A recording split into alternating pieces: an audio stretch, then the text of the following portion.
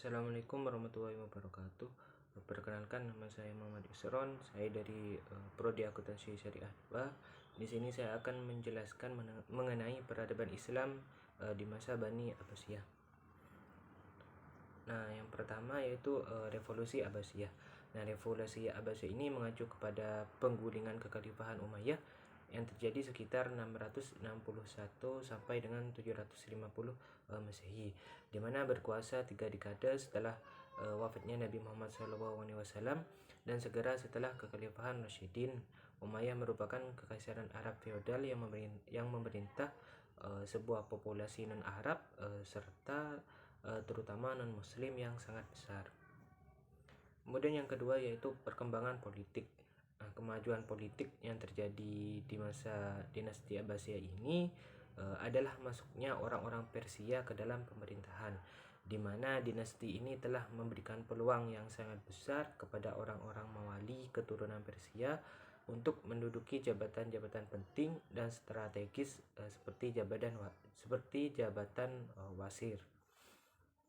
Kemudian yang ketiga yaitu perkembangan sains, di mana dalam periode Abbasiyah ini merupakan era baru dan identik dengan kemajuan-kemajuan ilmu pengetahuan, di mana dari segi pendidikan, ilmu pengetahuan termasuk skin, kemajuan peradaban dan juga kultur pada zaman ini bukan hanya identik sebagai masa keemasan Islam, akan tetapi di era ini mengukur dengan gemilang dalam kemajuan peradaban Islam.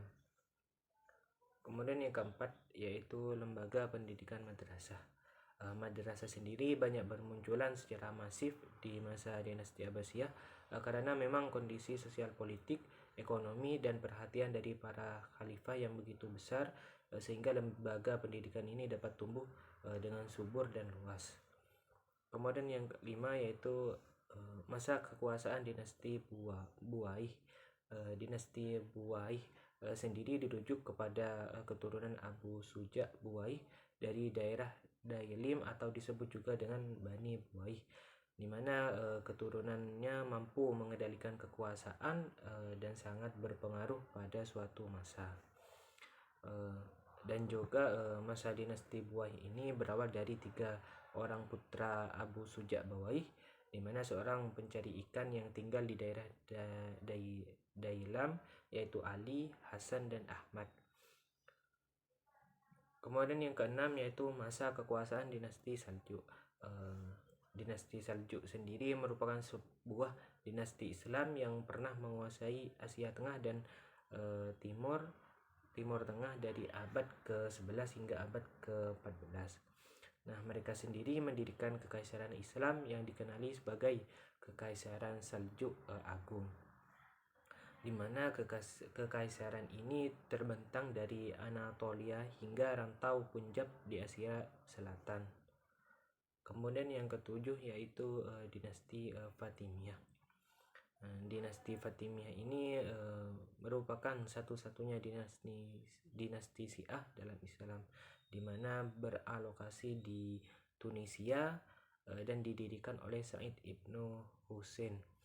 Kekhalifahan Fatimiyah ini diawali dari Ismailiyah, di mana gerakan sekti golongan Syiah yang wilayah kekuasaannya meliputi Afrika Utara, Mesir dan juga Suriah. Yang kedelapan yaitu dinasti Mamluk.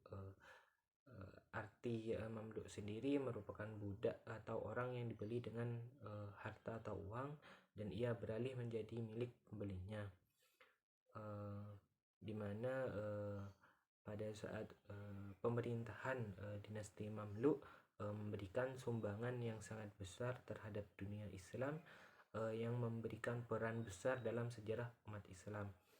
Oleh karena itu berhasil mengalahkan pasukan Mongol beberapa kali dan mengkikis habis penduduk tentara salib di timur dengan kemenangan-kemenangan tersebut.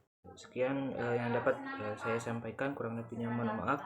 Wassalamualaikum warahmatullahi wabarakatuh.